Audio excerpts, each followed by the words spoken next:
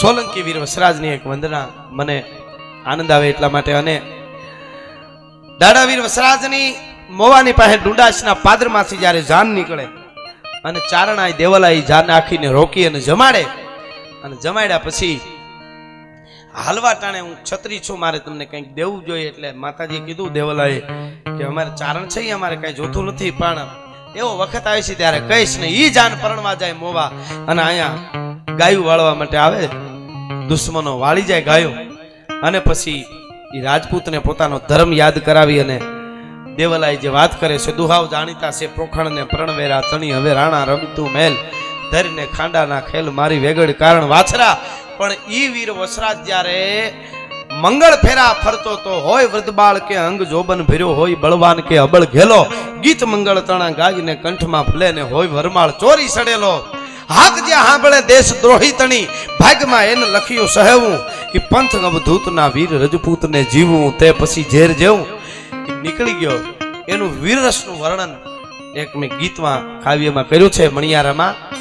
ઈ મારે વસરાજની કાવ્ય રજૂ કરવું છે. એટલે કેવી રીતે વીર વસરાજ યુદ્ધમાં ઉતર્યો તો કે પોખણો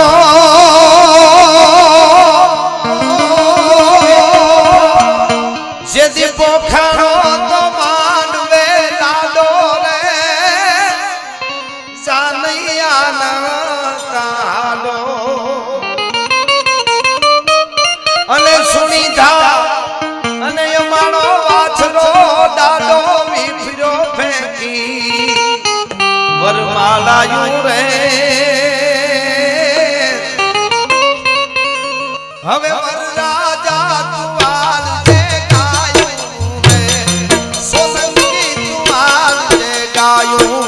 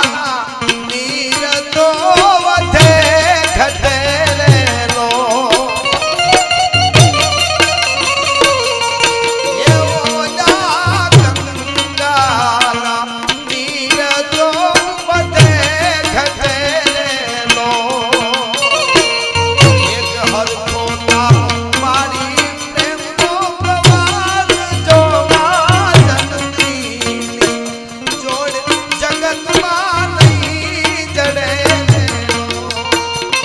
આવી જનેતાની જોડી જગતમાં નહીં જડે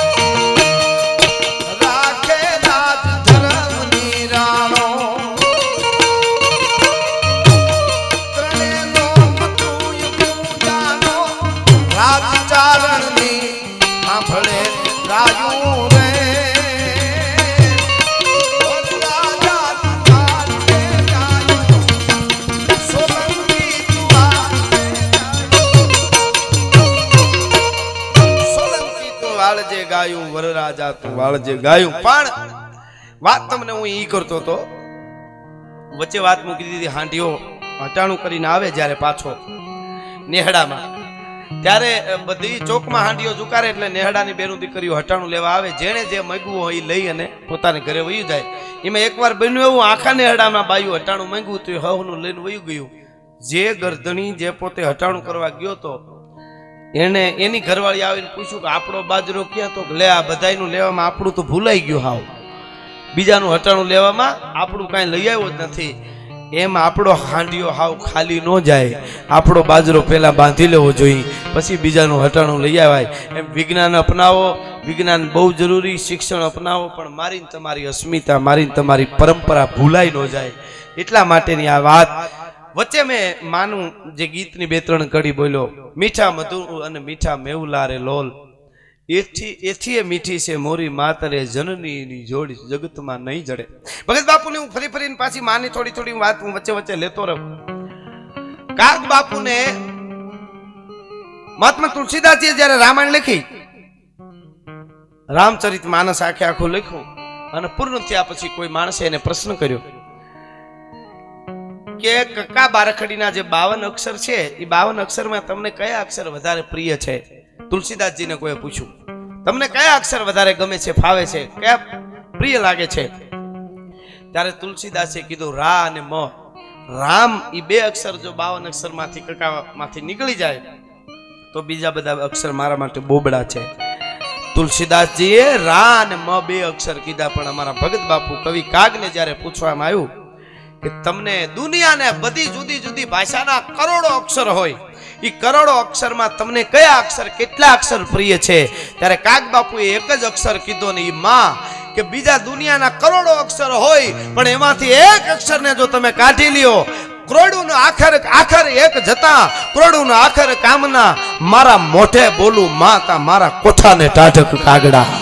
કરોડો અક્ષરમાંથી માં અક્ષરને તમે કાઢી લ્યો તો મારા માટે બધાય બીબડા જ છે, આખી જગતના અક્ષરો. અને એટલે માં કચ્છની ધરતીમાં બનેલો સત્ય ઘટનાનો એક પ્રસંગ છે. ગઢવી ચારણ હામદભાઈ કરીને ચારણ, એના પત્નીનું અવસાન થાય છે, પોતાની ઘરવાળીનું અવસાન થયું છે અને પોતાને એક દીકરો નાનો છે 6-7 વર્ષનો. એ દીકરા માટે અને પોતા માટે રોટલા ઘડવા હારું થઈને ચારણે બીજું ઘર કર્યું. સત્ય ઘટનાનો કચ્છની ધરતીનો પ્રસંગ છે. બીજું ઘર કર્યું અને 2-5 વર્ષ વયા ગયા એટલે છોકરો થોડોક મોટો થઈ ગયો. 6-7 વર્ષનો જે છોકરો હતો એ 10-12 વર્ષનો થયો અને આડો પાડોની બાયુ એ છોકરાને પૂછવા માંડી કે બેટા છોકરા, તારી માં જે મરી ગઈ તને જન્મ દેવા વાળી, ઈ માં અને તારી નવી માં આવી, એમાં તને ફરક લાગે છે કે આ માં એના જેવી જ છે? ત્યારે છોકરો કાંઈ જવાબ ન આપે, હું કરીને વયો જાય ને હાથ મુકાવી દે ને આવું બધું કાયમ હાલે. એમાં એક દી હરખું બાવડું પકડીને પાડોની બાયુ 2-3 ભેળી થઈ. એમણે ધીરેક દિન પૂછ્યું, બેટા તારી નવી માં જે છે ઈ અને તારી મરી ગઈ જે ગુજરી ગઈ છે માં, એમાં કઈ ફરક લાગે છે કે બેય માં હરખી જ છે? ત્યારે છોકરાના આંખમાં આહુડા આવી ગયા અને છોકરો રોતા રોતા એટલું બોલ્યો કે મારી માં જે ગુજરી ગઈ ને મને જન્મ દેવા વાળી, એ હાવ ખોટા બોલી, ખોટાડી હતી, અને આ મારી નવી માં આવી એ હાચા બોલી છે. બસ આટલો ફરક છે, બીજો કઈ ફરક નથી. પાડોની બાયુને ધ્રાસકો લાગ્યો કે એની જન્મ દેવા વાળી જનેતાને એ ખોટા બોલી કે છે. અને આ 2-5 વર્ષ આવી એની માં, જેનું ધાવણ ધાવી અને મોટો થયો, જેના ઉદરની માલિકો 9 મહિના ગળથોલિયા ખાધા છે, એ માને ખોટી કહે છે, ખોટા બોલી કહે છે. અને આ માને હાચા બોલી કહેવાનું કારણ શું બેટા? એ તો કે તઈ 10-12 વર્ષનો છોકરો એ આડો પાડો ની બાયુને જવાબ દઈને એમ કહેતો હતો કે મારી જે જન્મ દેવા વાળી માં ખોટા બોલી, એટલા માટે એને કહું છું ઈ માં જે હતી ને એ હું કુફેલે ચડી જાઉં, વાત કરવા માંડું, તોફાને ચડી જાઉં એટલે મારા ઉપર ખીજાઈ જાય. એ ખીજાઈ જાય ને એટલે મારું બાવડું પકડીને ઘરમાંથી બહાર કાઢી મૂકીને કે ભાગી જા, 2 દિવસ સુધી ઘરમાં ઘરવા નહીં દઉં, તને ખાવા પણ નહીં દઉં, જા ગમે ત્યાં જાવું હોય ત્યાં ભાગી જા. એ બપોરને થોડી ઘણી વાર હોય ને મારું બાવડું પકડીને મને કાઢી મૂકે ને બરાબર બપોરનો 1:30 વાગે ઢોઢક નાડાવા હુરજનારાયણ હેઠો ઉતરી જાય, ધરતીની માથે મુઠ્ઠી આમ જુવારની ભરીને આમ નાખો તો તર ધાણી ફૂટી જાય, રણના તુમલા ફાટી જાય. આવો જ્યારે તરજાર તડકો ધગવા માંડે ત્યારે નેજવા કરી હડિયું કાઢીને ગામની બજારમાં હડિયું કાઢીને ગોત્યો. મારા લાલાને કોઈ જોયો, મારા દીકરાને કોઈ જોયો, તડકાના એના પગ બળતા છે, મારો દીકરો ક્યાં રમતો હોય છે. 2 કલાક પહેલા બાવડું જાલીને ઘરમાંથી કાઢી મૂકીને એમ કહેતી 2 દી ખાવા નહીં દઉં, એને બદલે 1.5-2 કલાકમાં હડિયું કાઢીને પાછી ગોતવા નીકળતી, કહેતી એમ કે ખાવા નહીં દઉં, છતાંય પાછી ગોતી મારું બાવડું પકડી ઘેરે લઈ જઈ ખોળામાં બેહારી મારા કપડામાંથી ધૂળ ખખેરી અને મોઢામાં કોળિયા દઈ દઈ ધરાર ખવડાવતી, કેતી એમ કે 2 દી ખાવા નહીં દઉં અને 2 કલાકમાં ધરાર મને ગોતીને ખવડાવતી. એટલે એને ખોટા બોલી કહું છું. અને આ નવી માં છે ને એ એમ કહે કે હાંજે તને ખાવા નહીં દઉં, તો હકીકતમાં નથી દેતી. એટલે આને હાચા બોલી કહું છું. ઓલી ખોટા બોલી ના હાચા બોલી છે. નહીં દિયા કઈ નારતી અજ ભા ખાણો ખા, કચ્છની ધરતીનો દુહો છે. નહીં દિયા એમ કહીને પાછી નારતી એટલે દેતી. નહીં દિયા કઈ નારતી અચ ભા એટલે આય ભાઈ, અચ ભા ખાણો ખા, આય ભાઈ ખાવાનું ખા, ભોજન ખા, અચ ભા ખાણો ખા. કેને સચ્ચા બોલી કુડા બોલી માં કીતે વઈ. હે સાચું બોલવા વાળી માં મારી ખોટું બોલવા વાળી માં ક્યાં વહી ગઈ? આ જે જનેતા છે, આ જે માં છે, આપણી ત્યાં તો બહુ સારું છે. આપણા અમુક ચાંડાવરણમાં બહુ વાંધો નથી, પણ નકર નહીં મેળામાં ફરવા ગયેલા 2 માણસ મેળામાં ને એમાં છોકરો ખોવાઈ ગયો બાઈનો, અને છોકરો ખોવાઈ ગયો ને બાઈ ગાંગી થઈ ગઈ.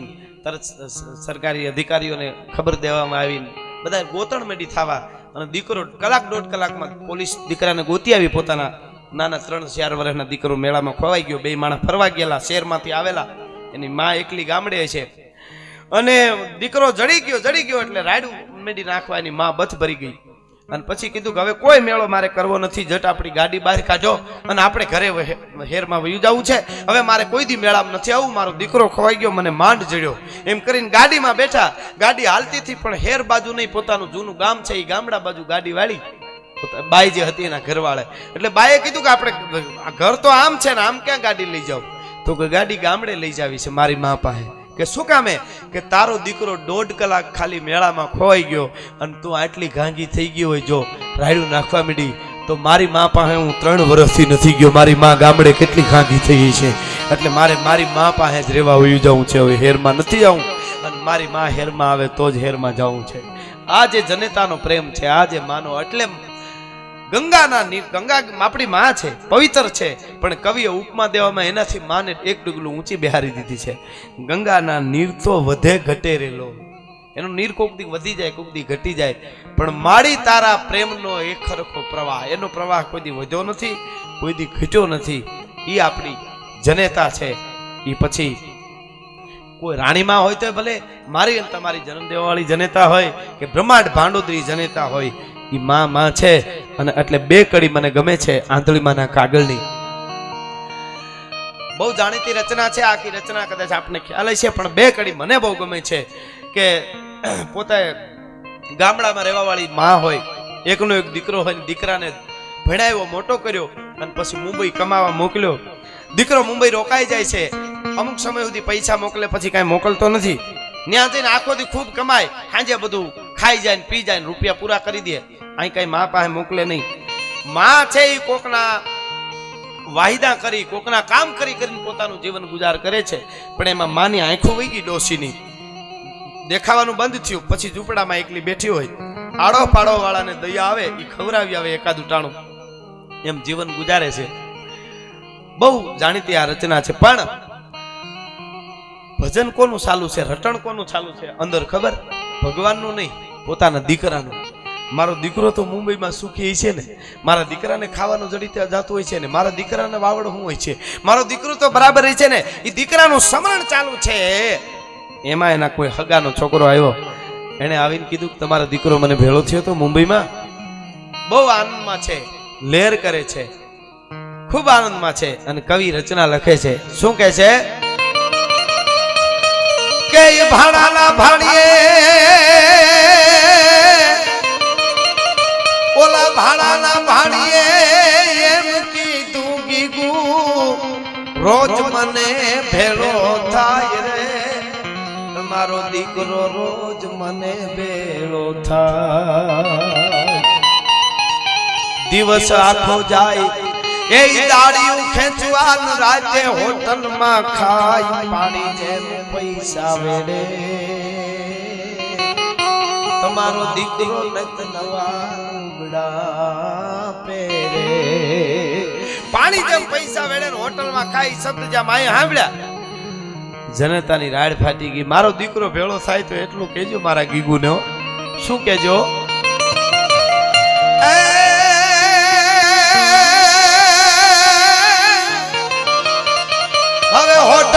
જાજુ એ જે ખાસમાં રાખજે ખર્ચી ખૂટનો માપ રે બેટા ખર્ચી ખૂટનો માપ દવા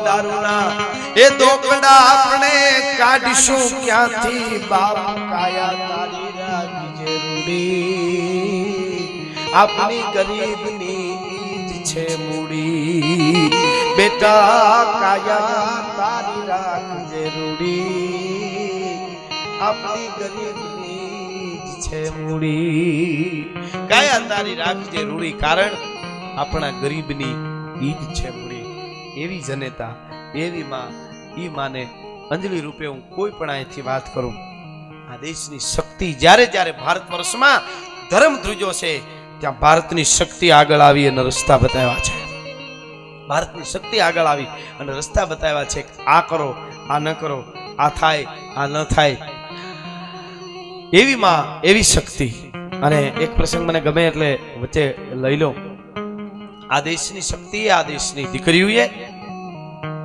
ખડે લાભને ટેકા દે એવા મહાપુરુષોને જન્મ આપ્યા છે